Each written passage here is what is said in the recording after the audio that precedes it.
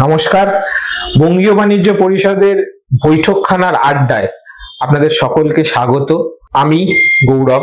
পেশাগতভাবে আমি মিষ্টি বিক্রেতা, সকলকে মিষ্টি খাইয়ে বেড়াই এবং আমি কাউন্সিলের ইভেন্ট ডিরেক্টর, মানে যার কাজ হচ্ছে এই কাউন্সিলে যত ধরনের প্রোগ্রাম হয় সেগুলোকে মেনটেন করা বা সেগুলোকে করা। তো আজকের এই বৈঠকখানার আড্ডায় আমরা এমন একজনকে পাবো যার সাথে আমরা কথা বলবো, যার সাথে আমরা শেয়ার করব আমাদের এই বঙ্গীয় বাণিজ্য পরিষদের সদস্য হওয়ার পর থেকে তার যে দীর্ঘ পথ চলা এতদিনের, সেই পথ চলা নিয়ে আমরা তার সাথে কথা বলবো, তার থেকে জানবো যে সে কি কি পেয়েছে এবং তার কি কি সেখান থেকে তার পাওয়া এবং এগিয়ে পথে তারকে সেটা সাহায্য করেছে। তো সেটার জন্য দেখতে থাকুন আমাদেরকে এবং ফলো করতে থাকুন। ধন্যবাদ।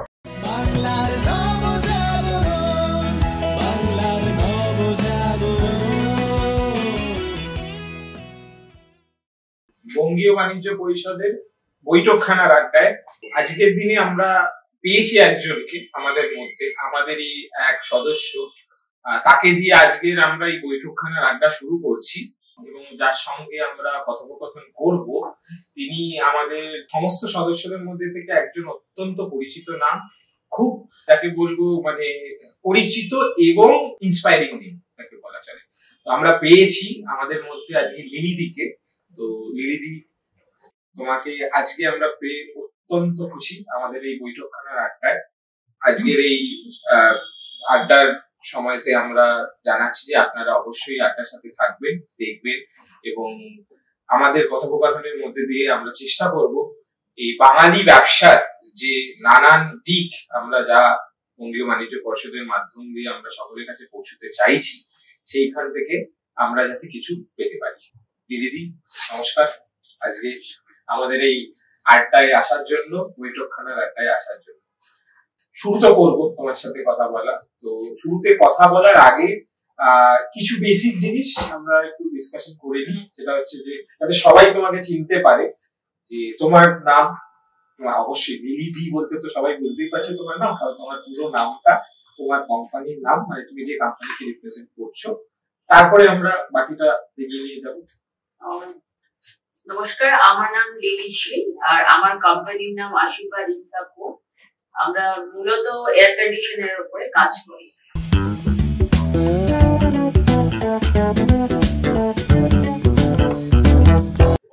আচ্ছা দিদি, তো তুমি এয়ার কন্ডিশন ব্যবসায় রয়েছো, কতদিন ধরে রয়েছো? আমি অলমোস্ট 20 ইয়ার্স এর উপর, 20 বছরের উপর। আশীর্বাদ থেকে শুরু কোন বছর, যদি আমি সাল ধরি? আশীর্বাদ ইনফ্রা শুরু হয়েছে 2009, কিন্তু তার আগে আমি আরেকটা অন্য নামে করতাম। তো আমার ব্যবসায়িক জার্নি শুরু হয়েছে 2003 এবং সেটা এসিবি, কিন্তু আমার নামটা অন্য ছিল। কিন্তু 2009 থেকে আমার আশীর্বাদ ইনফ্রা হয় আর তারপর থেকে চলছে। তো 2003 থেকে যদি ধরি তাহলে 23 বছর, মানে দুটো দশক তার বেশি হয়েছে। তো এটা তো গেল তোমার ব্যবসার পরিচয়। ব্যবসার পরিচয় তুমি যেটা করে থাকো সেটা হচ্ছে তুমি এসি সার্ভিস, এসি মানে যত ধরনের জিনিস হয় এয়ার কন্ডিশন, মানে এয়ার কন্ডিশনের পেন টু এলিফ্যান্ট, মানে আমি 500 টাকা সার্ভিসও করে দিই আর 5 কোটি টাকার প্রজেক্ট করি, মানে পুরোটাই এয়ার কন্ডিশন। কথাটা একটা বড় কথা, ঠিক আছে? সেখানে তুমি একজন মহিলা ব্যবসায়ী, ঠিক আছে? তো জেনারেলি মানুষের ব্যবসা বলতে তো একটা কনসেপশন থাকে, যে ছিল বহুদিন ছিল যে ব্যবসা বলতে সেটা পুরুষতান্ত্রিক, যে মহিলারা বহু বছর ধরে, বহু দিন ধরে ব্যবসা করেছে, কিন্তু তাও কোথাও একটা মানে একটা মানসিকতা যে ব্যবসা কিছুটা মানে পুরুষতান্ত্রিক, পুরুষের দিকে ঝোঁকা। সমস্যা বলতে ধরো, আমি যখন প্রথম ব্যবসায় আসি, তো এখনো পর্যন্ত বাঙালি মহিলা কিন্তু এসি ব্যবসায় নেই। একজন দুজন নন বেঙ্গলি আছে, মানে অবাঙালি আছে, এবং তারাও কলকাতা না, কলকাতার বাইরে। তো প্রথম যেটা সমস্যা হতো কি, আমি যখন কোনো প্রজেক্ট গিফটের জন্য যেতাম, তো প্রথমে যখন মানে ও হয় না ইন্টেরিয়ার ইলেকট্রিক্যাল সবাইকে রাখে, তো সবাই আমাকে বলতো এই যে ইন্টেরিয়ার, যখন আমাকে বলতো আসুন আসুন আসুন, তো আমাকে বলতো না না আমি ইন্টেরিয়ার নয় আমি এসি। মানে তোমাকে এসি এয়ার কন্ডিশন ব্যবসার সাথে মেলাতে পারতো না, তোমাকে ধরতো যে এটা তুমি ইন্টেরিয়ার ডিজাইনার বা ওই ধরনের কিছু, বাট তুমি বেশিরভাগই বলতো আচ্ছা ইন্টেরিয়ার, এবং মানে বেশিরভাগই মহিলা আর ইন্টেরিয়ার ডিজাইনার যেন মানে সেটা একটা মানে কোথাও গিয়ে একটা আর্ট ফ্যাক্টরটা রয়েছে, এটাকে তার সাথে মহিলাকে জুড়ে দেওয়া হয়। কিন্তু এসিতে যেহেতু আর্ট নেই বলতে গেলে, ইটস আ হার্ডকোর বিজনেস, মানে সেই জায়গা থেকে দাঁড়িয়ে তোমাকে আর কি এসির সাথে রিলেট করতে পারতো, একদম করতে পারতো না। কিন্তু ব্যাপারটা হয়েছে কি আমার ক্ষেত্রে আবার একটু অন্যভাবে, কেন তখন কি হতো আমি মানে খুবই কম বয়সে শুরু করেছিলাম, তো সেক্ষেত্রে কি হতো সেখানে একটা অন্য ব্যাপার হতো। আচ্ছা অনেক ছেলে একটা মেয়ে, আমি কি বলতাম স্যার আমি তো ব্যবসা করতে এসেছি একটা মহিলা, তো আমি কিন্তু ম্যাক্সিমাম জায়গায় অ্যাডভান্টেজ পেয়েছি।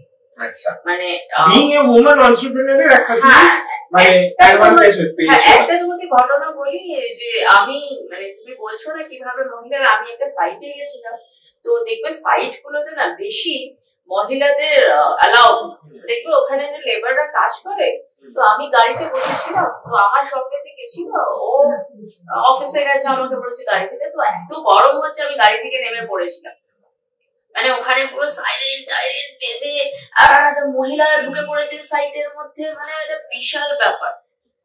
কি তখন আমার সঙ্গে যে গেছিল বলছে কি হয়েছে, না আমাদের সাইডে না একজন মহিলা ঢুকে পড়েছে, আর মহিলা ঢুকে পড়েছে মানে বিশাল ব্যাপার ওই লোক। আর তখন প্রায় সন্ধে হয়েছে, তারপরে আমার সাথে যে সে বলছে উনি তো আমাদের মানে যে কোম্পানি লোকেরা আমরা কাজ করছি আমাদের তো ওনার, মানে সে কি সাংঘাতিক ব্যাপার, আমি সেটা কখনো ভুলবো না। মানে এরকম যদি বলি যে হ্যাঁ মহিলা হিসেবে তোমাকে কিছু অর্থে এই ব্যবসায় করতে গিয়ে কিছু মানে খারাপ দিকও ফেস করতে হয়েছে, আবার কিছু অর্থে তুমি বলছো যে তুমি কিছু অ্যাডভান্টেজই ছিলে, যে যেহেতু ইন্ডাস্ট্রিটা স্পেসিফিক্যালি বেশি ভাবে পুরুষ ডমিনেটেড ছিল, সেখানে তুমি একজন মহিলা হিসেবে এন্ট্রি করছো, সেটা কোনো একভাবে তোমাকে অ্যাডভান্টেজ দিয়েছে। একদম আমি বলবো আমি অসুবিধার থেকে আমার সুবিধা বেশি ছিল, বেশি। সেটা দেখো ক্লায়েন্ট রিটেনশন তো আমরা জানি, ক্লায়েন্ট রিটেনশন করতে গেলে ব্যবসায়ী হিসেবে আমরা কি কি করতে হয়, তো সেই যেগুলোকে তুমি সম্পূর্ণভাবে পূরণ করতে পেরেছো, তাই 20 বছর ধরে তোমার সাথে আমার রিলেশনশিপটা সবসময় আমি ওটাকে সবার উপরে আর কি জায়গা দিই, যে সম্পর্ক বোধহয় একটা শেষ কথা বলে, তো আমি সম্পর্কের উপর ব্যবসা করি এবং সম্পর্কে পাই। তো সম্পর্ক থেকেই আমি তাহলে ওই জায়গা থেকেই বলি যে বঙ্গীয় বাণিজ্য পরিষদের তুমি সদস্য অনেকদিন ধরে, আমরা জেনারেলি আমাদের এই মানে কাউন্সিলকে আমরা কাউন্সিল কম পরিবার বেশি বলি। তো বঙ্গীয় বাণিজ্য পরিষদের সাথে আসার পর তোমার ব্যবসায়িক ক্ষেত্রে কি কি উন্নতি হয়েছে, বা উন্নতির থেকে বড় কথা যে তুমি ব্যবসার ক্ষেত্রে তুমি কতটা এগিয়েছো সেটা যদি বলো একবার। আমি বলি, আমি যখন আমার বন্ধন ব্যাংকের সাথে আমি বহুদিন ধরে কাজ করছি, কিন্তু আমি যখন ওদের অফিসে গেছি, ধরো আমার সামনে দিয়ে চন্দ্রশেখর বাবু হেঁটে গেছে, আমি কিন্তু কোনোদিন কথা বলতে পারিনি, কেন সম্ভব না, এটা মানে সিকিউরিটি থাকতো, উনি ওই কর্ডন দিয়ে আমি দূর থেকেই দেখেছি। কিন্তু আমি যখন এখানে এলাম তখন আমি চন্দ্রশেখর বাবুর সঙ্গে এত আজ পর্যন্ত বোধহয় আমি 1000 ছবি তুলেছি, প্রত্যেকবারই বলি দাদা আপনার সাথে কিন্তু আমার একটা মানে ম্যান্ডেটরি, উনি যেখানেই থাকেন আমি কিন্তু একটা ছবি তুলবো, ওনাকে উনি জানেন। তো এটা হচ্ছে, এটাতে কি হয় ওনার সঙ্গে যখন দাঁড়াই না, যখন একটা মানে মনে আরেকটা জোশ আছে যে না আমরাও অনেক কিছু করতে পারবো, এটা হয়েছে, মানে এটাই হয়েছে আমার। হয়তো ব্যবসা তো দেখো, ব্যবসা আমি নিজের উপর আমার এতটাই কনফিডেন্স আছে, আমি জানি আমি যেখানে যাবো আমি মোটামুটি ব্যবসা করে ফেলি। তো এখানে সেই একই কনফিডেন্স এবং ব্যবসা করি। এখানে অলমোস্ট প্রত্যেকটা বড় হাউসের সাথে ব্যবসা করছি, বা তুমিও জানো ভালো মতো আমি কাদের সাথে, তোমার থেকে আর ভালো কেউ জানে না যে আমি কার সাথে ব্যবসা করছি। আমার তো ওটা অ্যাডভান্টেজ আছে। শুভঙ্কর কে আমি শুভঙ্কর বলে ডাকতে পারতাম, শুভঙ্কর সেন কর আমি ওকে শুভঙ্কর বলে ডাকি। তো এটা কি সম্ভব হতো যদি না এই বঙ্গীয় বাণিজ্য পরিষদের পরিবারটা তোমাকে তাহলে সেই পথটা খুলে দিয়েছে যে শুভঙ্করকে বা শুভঙ্কর বলছো আজকে, যাকে আমরা শুভঙ্কর সেনকোগোল বলে চিনি, তুমি তাকে সেই পারিবারিক সম্পর্কের দিক থেকে তুমি তাকে শুভঙ্কর হিসেবে রাখছো, এবং সেটাতে তোমার সাথে সেই হিসেবে রেসপন্ড করছে, তুমি তার সাথে কাজও করছো, এবং তার সাথে একটা মানে হৃদ্যতার সম্পর্ক তৈরি হচ্ছে।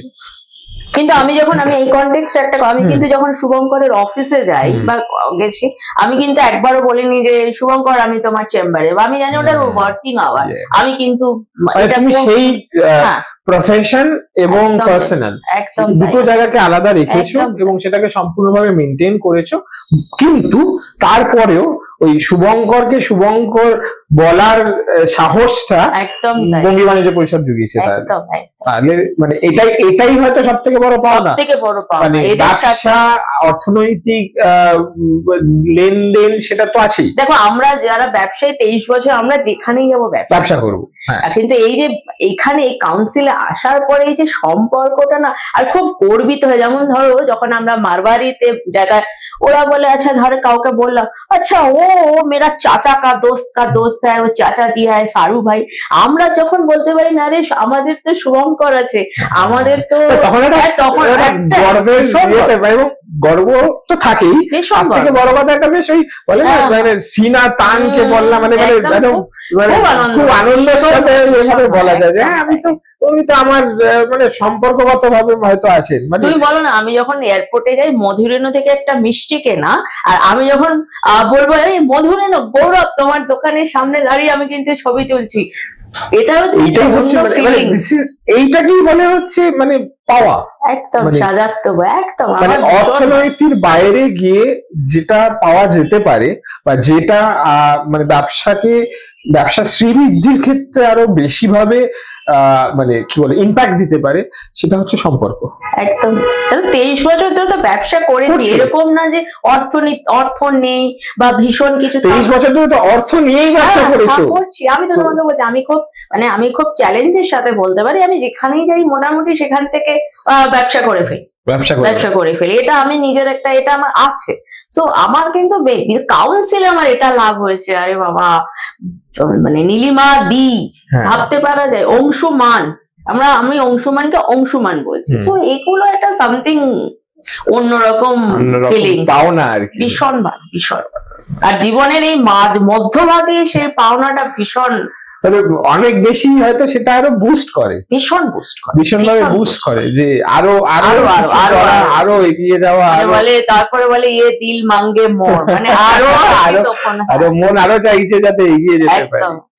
আচ্ছা, তুমি যে এই দীর্ঘ 23 বছর ধরে ব্যবসায় রয়েছো, ঠিক আছে, তো এর মধ্যে তো অনেক ওঠানামা, অনেক খারাপ সময়, ভালো সময় সবটাই দেখেছো। তো সেই সময়গুলোতে যখন দেখো ভালো সময়টাতে সবাই খুব ভালো লাগেই স্বাভাবিক, যখন ব্যবসায়িক ক্ষেত্রে ভালো সময় থাকে বা পার্সোনাল ক্ষেত্রে সবার ভালো, খারাপ সময়টাকে কিভাবে ট্যাকেল করো? মানে ব্যবসায়িক ক্ষেত্রে তো খারাপ সময় আছে, মানে part and parcel of business. আমরা যারা ব্যবসা করি তারা আমরা সবাই জানি যে মানে ব্যবসা মানেই এক সময় গ্রাফ উপরে থাকবে, এক সময় নিচে থাকবে। উপরে থাকার সময়টা তো ঠিক আছে, নিচে থাকার সময়টাকে নিজেকে কিভাবে মানে মেনটেন করো সেই সময়টায়, যাতে ভেঙে না পড়ি বা কিছু, সেটা মানে এটা আমি বলছি অ্যাকচুয়ালি আমরা যারা তোমার থেকে ছোটরা আছি এই পরিষদে, এবং অনেকেই আছি আমরা, তো আমরা যারা এখন সবে এগোচ্ছি বা কিছু বছর ব্যবসা করেছি, তো আমাদের জন্য এটা খুব ইম্পর্টেন্ট যে তোমরা তোমাদের যারা আমরা সিনিয়র যারা রয়েছো, তোমরা তোমাদের খারাপ সময়টা কিভাবে ট্যাকেল করেছো। আমি বলছি আমি কিভাবে, আমি একদম আমার মতো করে বলছি। আমার যখন ধরো একটাও হাতে অর্ডার নেই, মানে নেই, কিছুই নেই, তখন কি হয় না, ব্যাপারটা আরো চ্যালেঞ্জের হয়ে যায়। ধরো তখন গেছি কোথাও, তখন বলে স্যার আমার হাতে এত অর্ডার, জানেন, মানে আমি জানি আমার হাতে একটাও অর্ডার নেই, কিন্তু মানে ওই যে কনফিডেন্স থাকে না যে করবোই। আমার না যখন কি হয়, যখন খারাপ সময় আছে টাচুর, আমার মাথাটা যখন সাংঘাতিক ঠান্ডা হয়ে যায়, মানে হিমশীতল হয়ে যায় একদম। আর ওই সময় না আমি খুব ক্ল্যারিটি, মানে আমার খুব ক্ল্যারিটি থাকে যে আচ্ছা খারাপ হচ্ছে, এটা করব, ওটা করব, ওটা করব। এবং আমি আমার সবসময় না business plan A B C করা থাকে, আচ্ছা, আমি তো মানে এ যদি না হয় তাহলে বিতে যাব, বি যদি ফেল করে তাহলে সিতে যাব। তো আমি মানে আমার ভালো সময়ও আমি সব সময় ভেবে নিই উইকের একদিন যে আজকে আমার খারাপ সময় আছে, আমি এই সময়টা কি করে ট্যাকল করব। তো ওই সময় না আমার প্ল্যান গুলো খুব, যার জন্য যখন আসল খারাপ সময় আসে তো আমার মাথায় ওই প্ল্যান গুলো থাকে যে এটা করব, ওটা ওইটা করবো, আচ্ছা ওখানে তো ওটা হতে পারে, চলো ওটা করে দেখি। তো খারাপ সময় সব থেকে বড়, খারাপ সময়ের জন্য সবসময় আগে থেকে যখন তোমার ভালো সময় তখন তুমি খারাপ সময় প্রভিশন একদম একদম যে আজকে আমার ভালো সময় আছে মানে যে কালকেও থাকবে তার কোনো মানে নেই, কালকে খারাপও হতে পারে। তো সেটার জন্য আমি আমার ভালো সময় থেকে প্রিপেয়ার থাকবো, খারাপ সময়টা আমি ট্যাকল করতে পারি। হ্যাঁ, আর একটা কি হয়েছে, তোমার মতো বয়সে মনে হয়, আর এখন যে এই এজে এসে গেছি না, তখন মনে হয় আজকে 2টো বিক্রি করলাম, কালকে 4টে করতেই হবে। মানে কি হয় তারপরে আর কি হতে হতে যে ঠিক আছে আজকে 2টো বিক্রি করে তোমার হয়তো কালকে 1টার থেকে আজকে ভালো, কিন্তু আজকে যখন আলাম যা কালকে আরো ভালো করতে হবে। আমার মন্ত্রা বলছো যে যখন খারাপ সময় আসবে তখন মাথাকে, ভালো সময় যতটা মাথা ঠান্ডা থাকে তার থেকে বেশি ঠান্ডা করো। ভালো সময় তো ঠিক আছে তোমার ঠান্ডা, কিন্তু খারাপ সময় মাথাকে ঠান্ডা করলে মারাত্মক ঠান্ডা, মানে তুমি ভাববেই না যে তোমার হাতে কিছু নেই, ভাবতেই পারো। অ্যাপ্রোচটা পজিটিভ একদম সবসময় না হবেই। আর এর বলে না একটা থিওরি আছে, আমি ঠিক মনে করতে পারছি না, তুমি যদি সবসময় ভাবো না হবে হবে হবে হবে হবে তাহলে দেখবে হয়ে যাবে, আর যদি ভাবো না ওটা তো হবে না, ওটা হতে, তাহলে দেখবে হবে না। কিন্তু নেগেটিভ অ্যাপ্রোচ থাকে ওটা বলে একটা কোনো ল আছে, হ্যাঁ, যে ভাবো তুমি বলে না না করো না তথাস্তর মুখে পড়ে যাবে। তো আমরা ওই জন্য কখনো ভাবি না যে তথাস্তর মুখে যদি পড়ে যাই তাহলে না, আমরা আমি সবসময় পজিটিভ অ্যাপ্রোচ। এরকমও হয়েছে আমার একটা ব্যাপার আছে কি, আমার একটা ব্যাংক ব্যালেন্সের একটা জায়গা আছে, ধরো যে কোনো জায়গা ওর থেকে নিচু হয়ে গেলে কিন্তু আমার খারাপ, আমি করে দিয়েছি যে তার নিচে হলেই কিন্তু আমার মনে হয় এটা খারাপ সময়, আমি ভাবতে সময়কার তখন থেকে আমি দৌড় মারি, মানে শূন্যে যাওয়ার অনেক আগে থেকে আমার একটা ইয়ে দেওয়া থাকে, এইখানে বার দেওয়া থেকে, এটা কিন্তু খারাপ। কিন্তু এই নয় যে এই লেভেলের নিচে চলে গেলে মানে আমি এবার খারাপের দিকে যাচ্ছি, আমার খারাপ, মানে এবার যখনই সেই জায়গাটায় চলে আসবে তখন আমি তখন আবার করতে হবে, মানে ঘুরে আসতে হবে। তো এইটা তাহলে আমরা নিতে পারি আমাদের পরের জেনারেশনের জন্য, আমরা নিতে পারি যেটা ঠান্ডা হচ্ছে মেন ক্রাইটেরিয়া।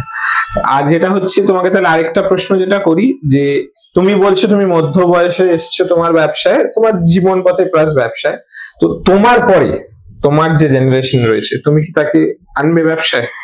দেখো সেটা তার ইচ্ছা, কিন্তু আমি যেটা করে রেখেছি, আমি একটা আমার একদম সলিড মানে রক সলিড টিম করা আছে আমার পরেরটায়, যে 4টে ছেলে তার আন্ডারে 8টা ছেলে, আর এই 8টা ছেলের এই 4 আর 8 12 জনের ফুল মানে সমস্ত কিছু সবটা আমি দেখি। তার বাড়িতে তার কবে বিয়ে হয়েছে, ধরো একটা মুসলিম ছেলে আছে, তার কবে বাচ্চা হলো, আছে তার স্যালারিটা এবার বাড়িয়ে দাও, এরকম না যে তার ইয়ারলি স্যালারি বাড়লো, বাচ্চা হয়েছে তার মানে তার একটা চাপ পড়েছে। তো আমি না এই 12 জনকে আমি একদম ফুল ফ্লেজেড দেখি, মানে যা বলবে ওদের সব, ওদের কি রে তোর মানে প্রতিদিন খোঁজ নিই। আর ওই 12 জনের ওপর আমি আমার বাকি টিমটা দাঁড়িয়ে আছে, বাকি যে 45টা হচ্ছে তোমার তারা দেখে, তারা পুরো বিল্ডিংটাকে, আশীর্বাদ ইনফ্রার পুরো ইমারতটাকে 12 জন নিচ থেকে সাপোর্ট দিয়ে রেখেছে, তাদেরকে তুমি সেইভাবেই রেডি করেছো। আমি ওই 12 জনকে, এবং ওরা আমার সঙ্গে আজকে প্রায় 1 যুগেরও বেশি আছে। ধরো 20 বছর বয়সে যদি এসছে, এখন 32-33 বছর, তারাও 10-12 বছর কাটিয়ে ফেলেছে, এবং 1 দশকের বেশি কাটিয়েছে। তো আমার ওই টিমের আমার সঙ্গে ধরো তাদের গ্যাপ হচ্ছে 20 বছর। বয়স এবার ধরো আমার যখন 20 বছর, তারা আমার এজে আসবে, তারা আবার তাদের কোটটা সাজিয়ে নেবে, ওই থার্ড কোটটা সাজালেই তো আমার জীবন শেষ, বাস আমার হয়ে গেল। সো এবার আমার পরবর্তী জেনারেশন আসতে চাইলে আসবে, মানে কোনো তোমার তাতে তার উপর এবং আমার না সবকিছু ভাগ করা আছে, যে আমার পরবর্তী জেনারেশন আমার কি পাবে, আর আমার পরবর্তী আমার যারা আছে তারা কি পাবে। আমার এগুলো একদম মানে আমি ভীষণ ভালো করে লেখাপড়া করে রেখে দিয়েছি, মানে আমি একদম প্রিপেয়ার হয়ে রয়েছে। যে আচ্ছা, এবার তাহলে আরেকটা প্রশ্ন করি তোমাকে, যেহেতু আমাদের এটা বঙ্গীয় বাণিজ্য পরিষদেরই আড্ডা, তো বারবার করে তো বঙ্গীয় বাণিজ্য পরিষদ আসবেই। তো এই যে তুমি বঙ্গীয় বাণিজ্য পরিষদের সাথে জড়িত যতদিন ধরে আছো, তাতে তোমার যা যা তুমি বললে যেটা পেয়েছো এখান থেকে, তোমার আর কি মনে হয় যে আমাদের এই কাউন্সিলে বা পরিষদে যে আর কি হওয়া উচিত, যেটা এই যে তুমি যে বন্ডিংটা বলছো আজকে, তুমি যে সম্পর্কগুলো তৈরি করছো, আমাদের ভবিষ্যতে আরো সদস্য আসবে, মেম্বার্স জুড়বে, তো আর কি মনে হয় তোমার যে আর কি হওয়া উচিত, যেটা থেকে এই যে তুমি যে সম্পর্কটা স্থাপন করেছো, যারা পরে আসবে তারা সেই সম্পর্কটা আবার তোমার সাথে স্থাপন করতে মানে সক্ষম হবে? তোমার মনে হয় কি করা উচিত? This is a insight for the council's part, আমি বলবো। তুমি বলো সেটা, একজন সদস্য হয়ে তুমি বলবে যে হ্যাঁ এইটা করলে এরপরে যারা আসবে, তুমি আজকে শুভঙ্কর সেনের সাথে তুমি তোমার সম্পর্ক স্থাপন করে ফেলেছো, এরপরে যারা আসবে বা এখন যারা আসবে, আগামী 2 বছরে যারা আসবে, তারা যখন তোমার সাথে সম্পর্ক স্থাপন করে, দেখো সব মানুষ এক এক রকম হয়, তো কাউন্সিলের বা আমাদের এই পরিষদের কি করা উচিত যেটা কিনা এটাকে গ্রো করতে হেল্প করবে? তুমি দেখো কাউন্সিল কাছে তো এটা একদম বাচ্চা, একদম এখন মানে যারা শুচ্ছে খুব যত্ন করে, তোমরা যারা জিবি মেম্বার আছো তারা, এবং হ্যাঁ আমরাও সিনিয়র মেম্বার, আমরা সবসময় চেষ্টা করবো এটাকে খুব বাঁচিয়ে রাখতে, খুব মানে ভাইব্রেন্ট করে তুলতে। তুমি জানো আমার একটা WTO বোধহয় আমি গেছিলাম কোথাও, তখন আমি নামটা বলছি না, তো এক অবাঙালি ভদ্রলোক বারবার বলছে কেন আমাদের নেওয়া হয় না, কেন আমরা তো দিদি কবে থেকে কলকাতায় বসে আছি, আমরা কি বাঙালি নই? তো মানে আমার কাছে না এটা, এবং তুমি বিশ্বাস করবে না আমাদের কাউন্সিল সম্পর্কে যারা আমাদের অবাঙালি বন্ধু বান্ধব আছে তারা খুব জিজ্ঞেস করে, আচ্ছা মানে খুব দেখে ভীষণ ওয়াকিবহাল যে এখানে কি হচ্ছে। ধরো কোনো রকম হয়তো আমাদের মাঝে মাঝে তো ভুল ত্রুটি হয়, সেটা নিয়ে ভীষণ আরে এটা হয়ে গেল, আমি তখনই বলছি তার মানে কাউন্সিলের মানে নাম হচ্ছে ছড়াচ্ছে কাউন্সিল, মানে কিছু করলে তবে লোকে জানতে পারে, না কিছু করলে তো জানবে, কিন্তু ধরো কোথাও একটা ছোট্ট ফেলিওর হয়তো, দেখো কিছু তখন যখন বলে এই ওটা না মানে আরে বিবিসিতে তো ওটা হলো না, আমি বুঝি না তার মানে কি হয়েছে, মানে আমাদের সবাই জানছে, এটা আমার কাছে মানে খুব বড় ব্যাপার। মানে ভালো করলে তো জানবেই, আর কিছু না করলে তো কেউই জানবে না, খারাপ মানে ভালো মন্দ করাটাই হচ্ছে পার্ট। ধরো বিবিসি আমার চোখে খারাপ না, ধরো কোনো একটা কমিটমেন্ট ছিল সেটা যে কোনো কারণে হলো না, হয়তো একটু পিছিয়ে গেল, আরে কি হলো কি ব্যাপার, এটা কেন হলো না, মানে আমার তখন খুব আনন্দ হয় যে আচ্ছা তার সেন্স অফ কমিউনিটি বলছো, যে কমিউনিটি ফিলিংটা তখন খুব আমার খুব ভালো হয় যে আচ্ছা তাহলে ঠিক আছে। আমার কাছে দেখো বিবিসি আমার কাছে একটা আবেগের ব্যাপার, যে কোথায় এই বয়সে এসে যে এরকম একটা জায়গা পাবো আমি কখনো ভাববো যে আমার জেনারেশন কত কি দেখলো, মানে এটাও যে দেখো আমরা কোভিড দেখেছি, কত কিছু দেখেছি, এটাও দেখলাম। তো আমার কাছে সর্ববাঙালি, যেটা বাঙালির বলা মিথ যে বাঙালি কাকড়া জাত, আমি অন্তত বিশ্বাস করি না বাঙালি কাকড়া জাত, মানে আমার এখানে আমি কখনো বলি না যে আমি গৌরবের মিষ্টি খাবো না, তুমি কখনো বলো না যে না আমি লিলিদির এসি নেবো না, কোথায় কাকা, আমি তো দেখতে পাই। এবার দেখো আমি তোমাকে বলছি না ওই 1% কে নিয়ে আমি চর্চা করবো না, 1% এখন কাকড়া, বাকি 99% তুমি বলছো যে আমার কাছে অন্তত আমি কখনো কাকড়া সুলভ মনোভাব পাইনি থেকে। মানে কোথাও কি তাহলে মানে যেটা একটা সোকল ন্যারেটিভ ছিল যে কোনো বাঙালিকে সাহায্য করে না, কোনো বাঙালি ঠিক করে, মানে এই জিনিসটা তুমি বলছো যে না, মানে এটা আমি তো পাই সাহায্য ইন দি সেন্স দুটার চাইবো। এখন যদি তুমি কারোর কাছ থেকে গিয়ে বলো যে হ্যাঁ যেটা নন বেঙ্গলিদের মধ্যে অবাঙালিদের মধ্যে আছে, ওদের প্রচুর টাকা থাকে, ওরা হয়তো টাকাটা ফটাফট খুব বিশ্বাসের সঙ্গে দিয়ে দেয়, আমাদের ক্ষেত্রে কি হয় আমাদের একটু রিজার্ভেশন থাকে, এবং আমাদের মধ্যেও এরকম হয় না, দেখবে এই টাকাটা নিয়ে তারপর শপিং করতে চলেছে, তোমার টাকার কথা মনেই থাকে না। এটা বাঙালিদের কি হয়, বাঙালিদের এটা একটা দোষ। তুমি দেখবে তুমি কারোর থেকে ধার নিলে, নন বেঙ্গলিরা কিন্তু প্রতিদিন কি করে ওই টাকাটা মানে 10,000 ধার নিয়ে ও নিজে ওটাকে 11,000 বানিয়ে তোমাকে 10,000 ফেরত দিয়ে দেবে, যাতে তুমি তোমার দরকারে আবার ওইটা ফেরত পাও। এই বাঙালিদের ক্ষেত্রে কিছু কিছু ওই যে 10,000 নিলে না, তারপর ভাবলো দূর ওটা তো আমার টাকা, এই একটা মনোভাব কোথাও আছে। এটা থেকে যদি বাঙালি বেরিয়ে আসে না, আমি বলছি কোনো অসুবিধা হবে না। এই কমিটমেন্টটা আমার মনে হয় এই কমিটমেন্টের জন্য না বাঙালিকে একটু সজাগ হতে হবে, আর কিছু না। মানে যেটা বলছি সেটা আমার করতে হবে, সেটার ব্যাপারে আমি যাতে ইকুয়াল রেসপন্সিবল হই, যে রেসপন্সিবিলিটিটা থাকতে হবে যে আমি যেটা বলছি সেটা আমি ফুলফিল করতে পারি। ক্যাজুয়ালনেসটা না, কাকড়া তুমি বলো তো, আমি ঠিক কাকড়া বলি না, আমি বলি বাঙালি একটু বেশি ক্যাজুয়াল। মানে ঠিক আছে দিতে হবে, ও কালকে দিলেও হবে, কিন্তু আমরা কিরকম, আমাদের যদি কেউ বলে 5টায় এসো, আমরা 4:30 থেকে দাঁড়িয়ে থাকি।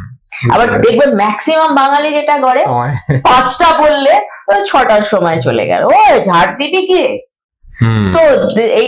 ওই মানসিকতাটা মানে বদলানো দরকার, আর যতটা আছে ততটাই বলো। থাকে না একটুখানি, আচ্ছা আছে তো দেখবে অবাঙালিদের ক্ষেত্রে কিন্তু আলাদা, ওদের দেখবে 10 আছে বলবে কিছু নেই, টাকা নেই, পয়সা। আমাদের যদি থাকে এই মানে এইটা একটু কমাতে হবে, আর কিছু নয়। আচ্ছা এবার তাহলে যদি একটু ফ্যাক্টস এন্ড ফিগার জিজ্ঞেস করি, যদি কমফোর্টেবল হও বলবে, তাহলে অসুবিধা নেই। যে বেঙ্গল বিজনেস কাউন্সিল জয়েন করার পর এবং আগে তোমার বিজনেসের যদি আমি মানে ফান্ডামেন্টালস বা সংখ্যার দিক থেকে বলি, সেটাতে তোমার কতটা চেঞ্জেস হয়েছে? দেখো ব্যবসা বাড়াটা, দেখো আমি তোমাকে বললাম, আমি যে তুমি আমাকে যদি চিংড়ি মাছের বাজারেও বসিয়ে দাও, আমি বেশি বেচে দেবো। আর তুমি সেটা খুব ভালো মতো জানো যে আমি বেচতে পারি, এই একটাই আমার গুণ আছে, আমি বেচতে পারি। কিন্তু যে এটা এখানে আমার ক্লায়েন্টের যে কোয়ালিটি অফ ক্লায়েন্ট, সেটা কিন্তু অনেক বেড়ে গেছে, অনেক বেড়েছে।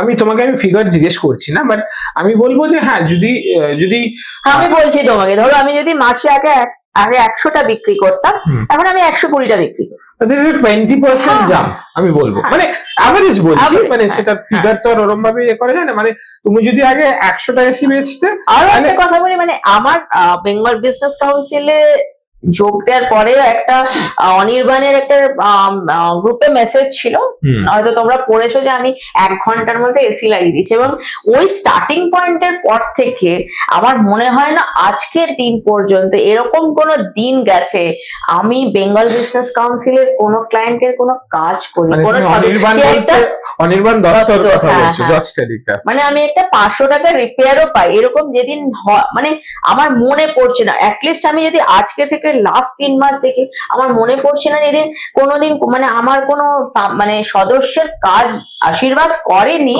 এরকম কিন্তু একটা দিন লাস্ট 3 মাসে হয়নি। মানে এটাই তো সব থেকে বড় পাওয়া। মানে আমি ফিগারটা জিজ্ঞেস করছি না, কিন্তু তুমি যে বলছো লাস্ট 3 মাস ধরে আমি একটা দিনও মনে করতে পারছি না যে আমি একদিনও কোনো সদস্যের কাজ করিনি। মানে লোকে জেনারেলি বলে যে আমি 10 দিন কাজ করেছি, তুমি বলছো যে আমি মনে করে বলতে পারবো না যে করিনি। মানে আমার যেদিন বলে যে আজকে, মানে আমি কখনো, মানে আমাদের কল রেজিস্টার থাকে, তো আমি লাস্টে যখন দেখালাম আজকে, আমি যে রোজই জিজ্ঞেস করি যে বিবিসির, হ্যাঁ মানে এরকম হয়নি যেদিন আমার বিবিসির মানে কেউ কল করে, এটা হয়নি। এটা পাও না। মানে আমি শুধু যে এটাকে অর্থনৈতিক থেকে ভ্যালুয়েশন করতে হবে তা তো না। অর্থ তো নিশ্চয়ই অর্থ আসে, কিন্তু আমি বলছি যে শুধু অর্থ নিরিখে যে সেটা করতে হবে সেটা না। আমি খুব ভালো সেলসটা পারি। তো বিবিসিতে আমি বলবো যে তুমি বেঙ্গল বিজনেস কাউন্সিলে আসার পর, আমি যদি অ্যাজ এ এক্সাম্পলই ধরি, there is a change in 20% of your business. Of course. There is an upliftment of 20% of your business. মানে উপর দিকে 20%। কিন্তু ওই যে তোমাকে বললাম যে সেলস আরো মনে হয় যে 100ই করব। আমি যখন কারোর অফিসে যে, আমি তো এটা আগে বলেছিলাম যে আমি সোমনাথের অফিসে গেছিলাম নেত্রর, তো আমাকে বলছে লিলি কিরকম অফিসটা দেখছি, আমি আমার একটু মানে একটু সবই ভালো, কিন্তু তোমার ওখানে একটা মানে ওটাই আমার না কিরকম খিচখিচ করছে। তখন তো তোমার সাথে আলাপ হয়নি, আমার জ্বালা যন্ত্রণা দুঃখ ওইটাতেই। মানে তোমার যদি কাউন্সিলের কোনো মেম্বারের বাড়িতে গিয়ে দেখি, বাড়ি অফিস যেখানেই যাই গিয়ে দেখি যে আমার নেই, তখনই আমার একটু মানে একটু কষ্ট হয়। তখন মনে হয় বাঙালি বলে কাকড়ার জাত আমাকে দিল না, ওইটুকু সময় আমার। বাট সেটা হয়তো আমি বলবো যে সেই কষ্ট হওয়াটা ভালো। হ্যাঁ, আমি তাকে বলি যে তাহলে আমার সেই জায়গাটা থাকবে যে আমি তাকে প্লেস করবো, যে তুমি তাহলে পরের বার যখন কিছু করবে আমাকে আগে ভাববে। তো সেই জায়গাটা আমাদেরকে হয়তো কিছুটা ইন্সপায়ারও করে, যে আজকে আমার থেকে কেউ যদি মিষ্টি না নেয় তো নিতেই পারে, তার মানে ব্যক্তিগত জায়গা, কিন্তু না নিলে আমার তো কষ্ট আছে যে আমার থেকে নিচ্ছে না কেন। তখন হ্যাঁ, যদি না হতো তাহলে ব্যবসাদার হতাম না। আমার কষ্টটা আছে দেখি আমি তাকে দ্বিতীয়বার গিয়ে বলবো যে পরের বার যখন একবার আমারটা ট্রাই করে দেখো, যে ভালো মন্দ লাগাটা তোমার ব্যাপার, কিন্তু ট্রাই করবে, তুমি ট্রাই তো করে দেখবে, তো সেটা আরো এগিয়ে নিয়ে যেতে তাহলে সাহায্য করে। একবার মানে আমাদের হচ্ছে ওই সুচ হয়ে ঢোকা, তারপরে সার্ভিস দিয়ে, তারপর কি করে তাকে মানে গাছ লাগানোর পর জল দিয়ে বড় কি করে করতে হয় সেটা আমরা জানি, কিন্তু গাছটা পোতার জায়গাটুকু মাটিটা শুধু দিতে হবে, বাকিটা আমরা করতে পারি। তো খুব মজার জার্নি গো, বেঙ্গল বিজনেস কাউন্সিলের সাথে আমার জার্নিটা ভীষণ মজার আর কি, আমার কাছে খুব ইন্টারেস্টিং লাগে এটা। তুমি তোমার পরের জেনারেশন, তোমার ছেলে অবশ্যই এসছে আমাদের সাথে, অনেক জায়গায় গেছে, তো তোমার মনে হয় কোনোভাবে যে তোমার পরের জেনারেশন তোমার ছেলে যে আমাদের সাথে আসার পর, বসার পর বা কথা বলার পর কোথাও গিয়ে ওর মধ্যেও কি বিজনেস সেন্সের ব্যবসায় আছে, সেটা নিয়ে বলছি না, মানে একটা হয় না, ইকোসিস্টেমে হেল্প করে না, যে সবাই করছে তাহলে আমি কেন করব না, আমি সেই জিনিসটা নিশ্চয়ই একদম নিশ্চয়ই ওটা তো হবে, এবং অলরেডি আমাকে বলেছিল, কিন্তু আমরা একটু মানে যাতে ও আরেকটু তৈরি হয়ে যায় সেটা দরকার। হ্যাঁ, এবং রোজই বলে আমি কিন্তু এটা করছি, ওখান থেকে হয়তো বম্বে থেকে আমি 5টা এসি, মানে কোনো প্রমোটার বন্ধু তাকে বলছে ওর 5টা এসি লাগবে, একটু অ্যারেঞ্জ করে দেবে কলকাতা থেকে। তো এইগুলো তো ওরা এসি দেখলে ওরও এখন থেকেই মনে হয় আমি দেবো, মানে ওই আমি দেবো করার যে ইচ্ছেটা একদম আছে। আমরা করে দিয়েছি, বম্বে ব্রাঞ্চ থেকে বলে তার বাড়িতে এসি করেও দিয়েছি, ওইটাই মানে সেই মানে খিদেটা আর কি, যে আমাকে করতে হবে বা আমার ইন্টারেস্ট আছে সেই জায়গা থেকে দাঁড়িয়ে করা আর কি। এটা বড় পাওনা হয়তো বলবো, যে তাহলে তোমার বঙ্গীয় বাণিজ্য পরিষদের সাথে এই যতদিনের যাত্রা, সেই যাত্রাটাতে তোমার অনেক ভালো, ভীষণ ভালো, আরো ভালো হবে, আর আমি কাকড়ার জাত আমি আবার আমি মানি না। তুমি মানো না? যে বাঙালি কাকড়ার জাত নয়, মানি না একদমই। আমার ক্ষেত্রে হয়নি, তোমার ক্ষেত্রে না, তোমার মতন হয়নি। 100 জন হলেই তো 100 হয়, মানে একে একে করেই তো হয়, মানে বিন্দু বিন্দুতে সিন্ধু যেটা বলে আর কি, তো সেটাই তো হয়। তোমার হয়? আমার মনে হয় না, জানি না কেন বলে। ওই হয়তো কোথাও গিয়ে আমাদের পূর্বপুরুষদের কোন জেনারেশনে হয়তো জিনিসটা মিথ্যা শুরু হয়েছিল, সেটাই মানে চলে আসছে আর কি। কিছু কিছু জায়গায় গিয়ে ধরো তুমি মিষ্টি বিক্রি করে, ন্যাচারালি তোমার মিষ্টির প্রফিট মার্জিন আমার একটা এসি মার্জিনের থেকে। এবার আমি যদি ভাবি যে না আমি গিয়ে মিষ্টি বিক্রি করবো, হ্যাঁ এটাকে বলে ওই কাকড়ার জাত, আর বাকি না। আমাদের কিন্তু এটা হয় না, সেটাই মানে ওইটাই হচ্ছে ব্যাপার। কিন্তু ওই যা মানে যা রটে তার কিছু ঘটে, ওই কিছু ঘটাটা নিয়ে রটনাটা বেশি হয়ে গেছে, তাই মানুষের মধ্যে তুমি ফেস করো, অনেকেই ফেস করো, যদি ফেস করে কোনোদিন বলে, বাট তখন আমি তোমাকে হ্যাঁ, কিন্তু মানে মিথটা সত্যি নয়, খুব দরকার, ভেঙে অলরেডি গেছে। এবং আরো তুমি হয়তো জানো না, তুমি তো মিষ্টি বিক্রি করো, তোমার মনে হয় যেখানে প্রচুর পপুলেশন আমি ওখানে একটা দোকান করি, কিন্তু আমার যেটা রিসার্চ থাকে যেখানে পপুলেশন নেই, পপুলেশন হবে, ওখানে আমাকে আগে থেকে ইট পাততে হয়। তো আমি জানি মানে কি রেটে ব্যবসা আসছে। যারা বলে আমরা বাংলা ছেড়ে চলে যাব, কিছু হয় না, আমি বিশ্বাস করি না। এত কিছু আসছে। আমি সেদিন মানে শুনছিলাম যে মার্লিন একটা তোমার ওয়ার্ল্ড ট্রেড সেন্টার তৈরি করেছে, তার নাকি পুরো 90,000 square feet already sold out. So আসছে, কারা নিচ্ছে মানে যারা নিচ্ছে তারা তো পয়সা খরচা করেই নিচ্ছে, তারা কিছু না কিছু প্রসপেক্ট দেখেই নিচ্ছে। তাহলে কারা নিচ্ছে? তাহলে আসছে কেন? সবটাই যদি বলে যে না না হয় না হচ্ছে না, মানে এই একটা পারসেপশন বাংলায় কিছু হবে না। বললাম না, খুব কঠিনতম দিনে তুমি যদি ভাবো যে আমার কি হবে, আমার হবে না, আমি তাহলে তোমাকে সবসময় ভাবতে হবে আচ্ছা প্রাণ আছে বোধহয় রবীন্দ্রনাথের একটা আছে ওই রকম জিনিস, না ওই মধ্যেও সম্ভাবনাটা তোমাকে খুঁজে নিতে হবে। আমি মনে হয় যে কলকাতা হয়তো এখনো আনটাচ, মানে আমার গড গ্রেস, আদারওয়াইজ আমি ব্যবসা করতে পারতাম না। আমি ব্যবসা কলকাতা যদি খালি না হতো, সবাই যদি ব্যবসা, আমি সবসময় এটা বলি এটা আমার জন্য অ্যাডভান্টেজ যে সবাই যদি, আমার কোনো বন্ধু ব্যবসা করে না এক্সেপ্ট সবাই চাকরি করে, তো আবার এবার যদি সবাই ধরো ব্যবসা করতাম তো জায়গায় পেতাম না। আমার কিন্তু এটা ব্লেসিং ইন ডিসগাইজ, আমি ব্যবসাটা করো। আমাদের এই বৈঠকি আড্ডায় আমরা লিলিদিকে পেয়ে অত্যন্ত খুশি। আমরা শুনলাম যে এই পরিষদের সাথে আসার পর লিলিদির কি কি দিক থেকে পরিবর্তন ঘটেছে, এবং লিলিদির থেকে আমরা জানলাম যে আমাদের পরবর্তী প্রজন্মকেও কি কি করা উচিত বা কি কি জিনিস করলে হয়তো পথটা একটু মসৃণ হবে। তো সকলকে এই বলেই শেষ করছি, নমস্কার, দেখা হবে আবার পরের পর্বে।